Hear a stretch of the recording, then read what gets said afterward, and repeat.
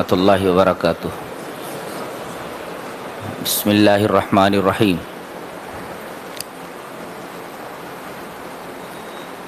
سورہ یوسف چل رہی ہے اور 13ویں پارے میں تقریباً پاؤ تک یہ سورہ گئی ہوئی ہے۔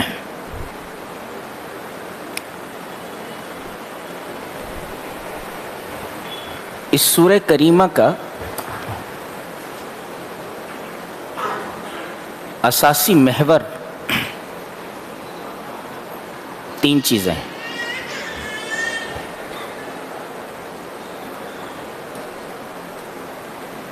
یعنی ان هذه السورۃ تدور علی ثلاثۃ محاور، یعنی یہ سورہ کریمہ تین ایکسس پر روٹیٹ کرتی ہے، گھومتی ہے۔ وہ تین محور کیا ہیں؟ ایک الثقۃ بتدبیر اللہ، اللہ تبارک و تعالیٰ کی تدبیر پر اٹوٹ بھروسہ یہ، اور دوسرے الصبر، اور وہ بھی صبر کیسا؟ صبر جمیل۔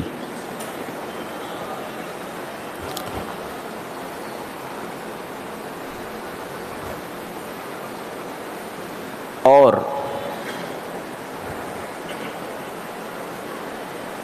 تیسری چیز ہے تقوی، وَمَن يَتَّقِ وَيَصْبِرْ۔ تو یہ تین ایکسس کے اوپر گھومتی ہے یہ پوری سورہ۔ یہ سورہ کریمہ ایک خواب سے شروع ہوتی ہے اور اس کی تعبیر پر ختم ہو جاتی ہے۔ ایک ہے خواب، ایک ہے تعبیر خواب۔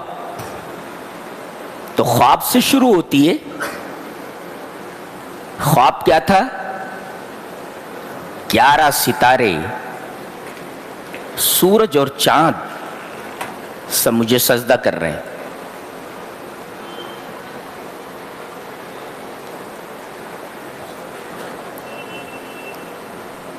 گیارہ ستارے کون؟ برادران یوسف، حضرت یوسف علیہ السلام کے بھائی۔ سورج کون؟ باپ۔ قمر کون؟ چاند کون؟ کہ ماں۔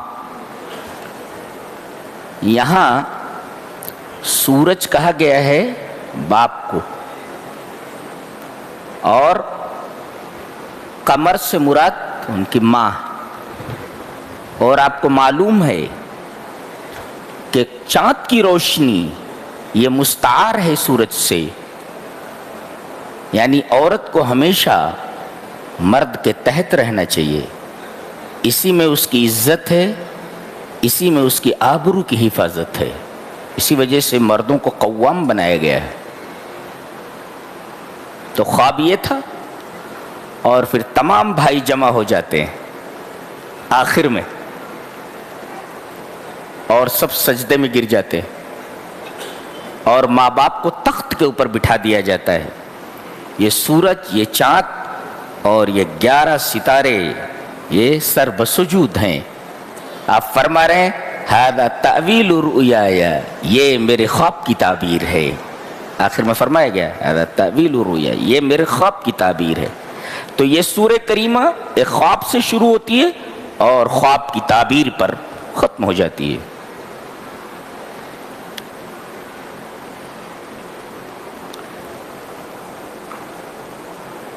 اس میں بھائی یہ چاہتے ہیں کہ یوسف سے ہمارے باپ یعقوب کی محبت ہٹ کر ہماری طرف مبذول اور متوجہ ہو جائے، لہذا ان کو راستے سے ہٹا دیا جائے۔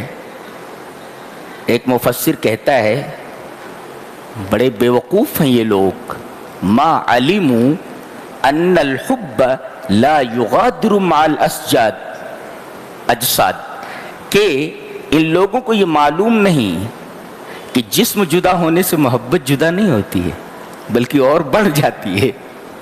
یہ بڑے بیوقوف.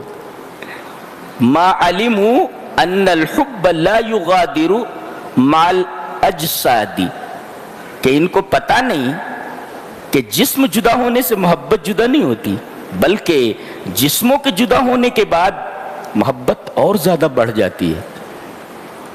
ان کو یہ پتہ نہیں تھا. اس سورہ کریمہ میں 3 چالوں کا ذکر ہے. قید کہتے ہیں چال کو، چھوٹی کاف یہ دال، قید.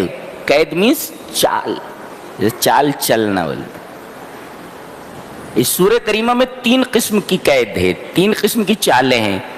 ایک ہے قید اخوت یوسف، حضرت یوسف علیہ السلام کے بھائیوں کا قید، ان کی چال. جانتے ہیں ان کی چال کا محرک، ان کی چال کا سبب حسد ہے.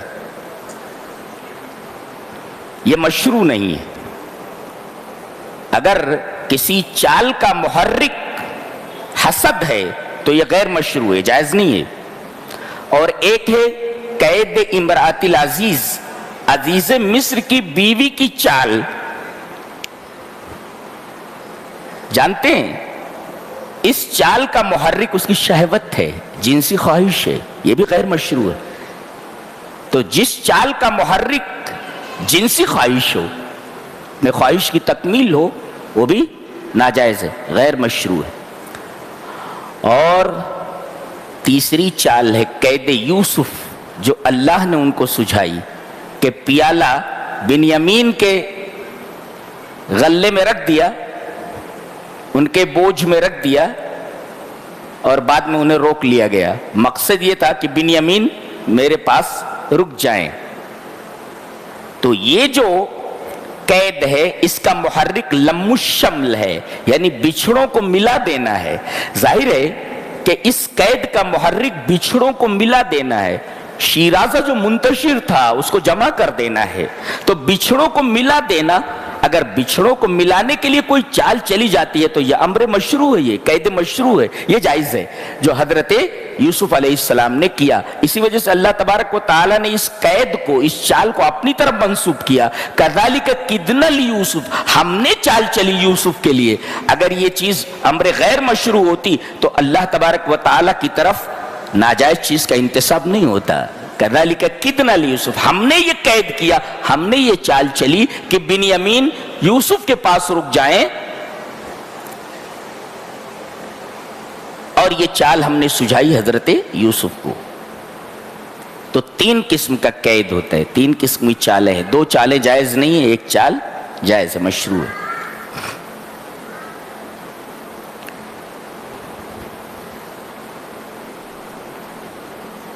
اور اس میں 3 قسم کے صبر کا تذکرہ ہے. 3 قسم کے قید، 3 چیزوں کے اوپر پوری سورت گھومتی ہے، اور 3 قسم کے صبر ہیں. ویسے پورے قرآن میں 3 قسم کے صبر کا بیان ہے. یہاں ایک صبر کا تذکرہ ہے، صبر جمیل. ایک ہوتا ہے صبر جمیل، یعنی جمیل کے ساتھ 3 چیزیں ہوتی ہیں. ایک صبر جمیل، خوبصورت صبر، اچھا صبر. اور ایک ہوتا ہے صفح جمیل، اور ایک ہوتا ہے حجر جمیل. فہجرہم حجرا جمیلا، سورہ مزمل میں. تو یہ صبر جمیل کیا ہوتا ہے؟ جس میں بندوں سے شکایت نہ ہو، پوری شکایت اللہ کے حضور ہو. گویا شکوہ شکایت بندوں کے سامنے درست نہیں ہے، بلکہ یہ شکوہ اللہ کے حضور ہونا چاہیے. انما اشکو بسی و حزنی اللہ، میں شکایت کرتا ہوں اپنے دکھ اور تکلیف کی اور اپنے غم کی رب تعالیٰ کے حضور. گویا کہ شکایت رب تعالیٰ کے حضور جائز ہے، یہ قرآن حکیم سے ثابت ہے. تو کون سی شکایت ممنوع؟ جو شکایت بندوں کے سامنے ہو. رب کے سامنے جو شکایت ہو وہ تو عین مقتضا ہے عبدیت کا. تو ایک ہے صبر جمیل، خوبصورت صبر جس کے اندر شکوہ نہ ہو بندوں سے. اور ایک ہوتا صفح جمیل، خوبصورتی سے معاف کر دینا، درگزر کر دینا. یہ کیا ہوتا ہے؟ لا عتاب فی، اس کے اندر ڈانٹ ڈپٹ نہ ہو، ٹھیک ہے، کھلے ولے اندے، اس میں ڈانٹ ڈپٹ نہ ہو، معاف کر دیجئے آپ۔ اور ایک ہوتا ہے حجر جمیل، خوبصورتی سے الگ ہو جانا، خوبصورتی سے چھوڑ دینا۔ اس میں کیا مطلب ہوتا ہے؟ لا اذی فیہ، اس کے اندر تکلیف نہ ہو، کسی کو آپ چھوڑ رہے ہیں تو تکلیف دے کر نہ چھوڑیں، احسان کے ساتھ چھوڑیں۔ تو تین چیزیں وہ جمیل کے ساتھ ہوتی ہیں، جن میں ایک صبر کے ساتھ جمیل ہے، اور صبر جمیل کا مطلب ہے جس کے اندر شکوہ شکایت بندوں سے نہ ہو۔ حضرت یوسف علیہ السلام جیل بھیج دیے گئے، کوئی خطا تھی؟ نہیں۔ قرآن حکیم بتاتا ہے کہ کسی شخص کا جیل میں چلے جانا اس کے مجرم ہونے کی دلیل نہیں ہے، بہت سے بے گناہ بھی جیل میں چلے جاتے ہیں، تو جیل میں جانا اس کے مجرم ہونے کی دلیل نہیں کہ یہ آدمی مجرم ہے۔ حضرت یوسف علیہ السلام جیل چلے گئے، کیا وہ مجرم تھے؟ ظاہر ہے کہ وہ مجرم نہیں تھے۔ اور اللہ تبارک و تعالی لوگوں کو، اپنے خاص بندوں کو کسی خاص کام سے، کسی وجہ سے بھی جیل بھیجتا ہے۔ یہاں جیل بھیجنے کا ایک فائدہ یہ ہوا کہ وہاں جو لوگ تھے، آپ کے بیرک کے جو ساتھی تھے، جس سیل میں تھے، اس سیل میں جو آپ کے ساتھی تھے، ان کے سامنے آپ نے توحید پیش کی اور بڑے خوبصورت انداز میں توحید کی دعوت دی۔ کہا کہ اے میرے جیل کے ساتھیو، یا صاحب السجن، اے میرے جیل کے ساتھیو، اللہ، ارباب متفرقون خیر ام اللہ الواحد القہار، کیا بہت سے متفرق معبود یہ بہتر ہے، متفرق رب بہتر ہے، یا ایک واحد القہار؟ ظاہر ہے ایک پاگل آدمی بھی بتائے گا کہ آدمی ایک آدمی کا نوکر ہو یہ بہتر ہے چہ جائے کہ وہ 50 آدمیوں کا نوکر ہو۔ اے پانی لیا، اے کھانا لیا، اے ادھر آ، ایک ادھر آ، ایک چائے لیا، مر جائے گا، یہ مر جاتا یہ۔ تو کہا ارباب متفرقون خیر ام اللہ الواحد القہار، ایک معبود بہتر ہے، ایک رب بہتر ہے، یا کئی؟ بہت بہترین طریقے سے انہوں نے توحید کی دعوت دی۔ ایک یہ فائدہ ہوا کہ توحید جو پورے دین کا خلاصہ ہے، اور توحید کی دعوت یہ سب سے بڑی اصلاح ہے، وہ پیش کیا انہوں نے۔ اور دوسرے، اسی جیل کے اندر دو جو قیدی تھے انہوں نے خواب دیکھا۔ اب دیکھیے، ایک خواب انہوں نے دیکھا تھا اور ایک خواب یہ دونوں قیدی دیکھ رہے ہیں۔ ایک کہہ رہا ہے کہ میں نے یہ دیکھا ہے کہ میں بادشاہ کو شراب پلا رہا ہوں، اور ایک کہہ رہا ہے میں دیکھ رہا ہوں کہ میرے سر کے اوپر خوان ہے روٹیوں کا، اور چڑیاں اچک اچک کر کے اس طبق سے، اس خوان سے چیزوں کو لے جا رہی، روٹیوں کو لے جا رہی۔ آپ نے کہا ٹھہرو ٹھہرو، کھانا آنے دو، اس کے بعد ہم اس کی تعبیر بتائیں گے۔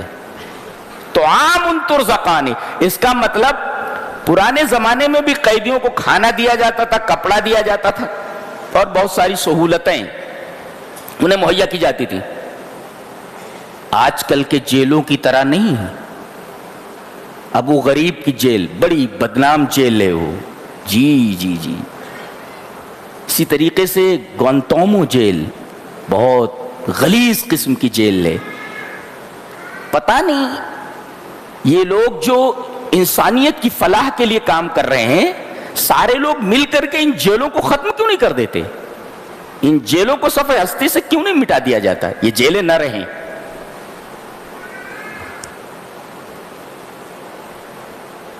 تو کہا کھانا آنے دو، اس کے بعد میں تعبیر بتاتا ہوں۔ کھانا آ گیا، کیوں؟ اس لیے کہ ابھی تعبیر بتا دیں گے تو ایک آدمی تو ویسے ہی کھانا نہیں کھائے گا۔ کہا کہ ان دونوں کے اوپر الزام تھا کہ بادشاہ کو زہر ان دونوں میں سے کس نے دیا ہے؟ ساقی نے دیا یا نان بائی نے دیا ہے؟ حقیقت میں نان بائی نے دیا تھا۔ اس نے یہ خواب دیکھا تھا کہ میرے سر پر طبق اور چڑیاں اس سے روٹیاں اٹھا اٹھا کر کے کھانا اٹھا اٹھا کر کے لے جا رہے. کہا کہ تجھے سولی دے دی جائے گی. کس کو؟ نان بھائی کو. اور تو دوبارہ اپنے بادشاہ کی خدمت میں لگ جائے گا اور اسے شراب پلانے لگے گا. تو سچ مچ اسی طریقے سے فیصلہ کیا گیا. اب یہ جو آدمی تھا ساقی، یہ جب نکلنے لگا جیل سے، کہا کہ تم تو جا ہی رہے ہو، میرا ایک کام کر دو، اپنے بادشاہ سے یہ کہنا کہ ایک بے گناہ آدمی جیل میں پڑا ہوا ہے. دیکھو انہوں نے سبب کے اوپر بھروسہ کر لیا، بھول گئے. اللہ تعالیٰ نے اس آدمی کو بھی بھلا دیا. یہ بادشاہ کے پاس پہنچا تو مگر اسے یاد نہیں رہا کہ میرے جیل کے ساتھی نے کیا کہا ہے کہ کہہ دینا کہ ایک بے گناہ آدمی جیل میں پڑا ہوا ہے. بھول گیا. فَأَنسَاهُ الشَّيْطَانُ ذِكْرَ رَبِّهِ، ذکر کرنے سے شیطان نے بھلا دیا اور جیل میں کئی سالوں پڑے رہے. اب بادشاہ خواب دیکھتا ہے. بادشاہ خواب کیا دیکھتا ہے کہ 7 دبلی گائیں ہیں اور 7 موٹی گائیں ہیں. دبلی گائیں موٹی گایوں کو کھا رہی ہیں، یہ کیسے ہو سکتا ہے؟ 7 ہری بالیاں ہیں اور 7 سوکھی بالیاں ہیں. اب تمام نجومیوں کو بلایا گیا جو ماہر نجوم تھے کہ اس خواب کی تعبیر کیا ہے. کہا وما نحن بتاویل الاحلام بعالمین، یہ خواب پریشاں ہے اور ہم خواب پریشاں کی تعبیر نہیں بتاتے. تب اس آدمی کو یاد آیا، ارے ایک آدمی تو خواب کی تعبیر بتانے والا ہے، وہ تو جیل کا ساتھی تھا، جیل میں پڑا ہوا ہے. اوہو میں تو بھول گیا. فوراً اس نے کہا کہ میں ایک آدمی کو بتاتا ہوں جو بالکل خواب کی تعبیر بتا دے گا اور مجھے ہی بھیجو. آپ ساقی بول رہا ہے مجھے ہی بھیجو. وقال الذی نجا منہما، ان دونوں میں سے جو بچ گیا تھا اس نے کہا وَذَّكَرَ بَعْدَ أُمَّةٍ، ایک مدت کے بعد اسے یاد آیا، کہنے لگا انا انبئکم بتاویلی، میں آپ کو اس کے خواب کی تعبیر بتاؤں گا. یہ بولتا ہے میں خواب کی تعبیر بتاتا ہوں آپ کو. یہ خواب کی تعبیر کیا بتائے گا؟ کہا کہ میں خواب کی تعبیر بتاتا ہوں نا، فارسلون، مجھے بھیج دو. کہا کہ جا اولے والا میں جا. آتا ہے. یوسف علیہ السلام کتنے حلیم ہیں. یہ نہیں کہا کہ یہ آدمی، اس سے میں نے کہا تھا کہ اپنے بادشاہ سے میرا ذکر کرنا، بھول گیا، اس نے پیچھے مڑ کر کے مجھے دیکھا نہیں اور بھولے سے مجھے یاد نہیں کیا. غصے میں آ جانا چاہیے تھا نا، غصے میں نہیں آئے. یہ کہہ رہا ہے یوسف ایھا الصدیق، اے سچے یوسف، افتنا، ہمیں بتاؤ، ہمارے بادشاہ نے خواب دیکھا ہے، فی 7 بقرات سمان، کہ 7 موٹی گائیں ہیں، یاکلہن 7 عجاف، کہ 7 دبلی گائیں ان کو کھا رہی ہیں، وَسَبْعِ سُنبُلَاتٍ خُضْرٍ، 7 ہری بالیاں ہیں، وَأُخْرَ یابسات، اور 7 یہ سوکھی بالیاں ہیں. لعلی ارجع الی الناس لعلہم یعلمون، مجھے خواب کی تعبیر بتا دو تاکہ میں لوٹ کر لوگوں کو بتاؤں تاکہ لوگ جان لیں. انہوں نے یہ نہیں کہا کہ میں خواب کی تعبیر نہیں بتاؤں گا، تو نے میرے ساتھ بہت برا سلوک کیا ہے، تیری وجہ سے میں کتنے سال سے جیل میں پڑا ہوا ہوں. نہیں، فوراً انہوں نے خواب کی تعبیر بتا دی. قال تزرعون 7 سنین دأبا، کہا کہ یہ 7 جو موٹی گائیں ہیں اور یہ 7 جو سوکھی گائیں ہیں، دبلی گائیں ہیں، ان کا مطلب سمجھتے ہو کہ 7 سال کے بعد قحط پڑے گا اور وہ 7 سال پر محیط ہوگا. جی، تو ان 7 سالوں کے اندر غلے کی پیداوار اتنی ہو جانی چاہیے کہ بقیہ جو 7 سال قحط کے ہیں ان میں لوگوں کو تکلیف نہ ہو. اور انہوں نے غلے کو اسٹور کرنے کا طریقہ بھی بتا دیا. فَذَرُوهُ فِي سُنبُلِهِ، دانا نکالنا نہیں، بالی ہی کے اندر دانا رہن دو، ایسا اسٹور کر کے رکھ دو۔ ظاہر ہے بڑے بڑے مکانات بنائے ہوں گے، کھیتیوں کو جو ہے ڈیولپ کرنے کے لیے طرح طرح کے بیج لائے گئے ہوں گے، اس لیے کہ 7 سال قحط کو ڈیل کرنا ہے۔ بہرحال ایسا ہوا۔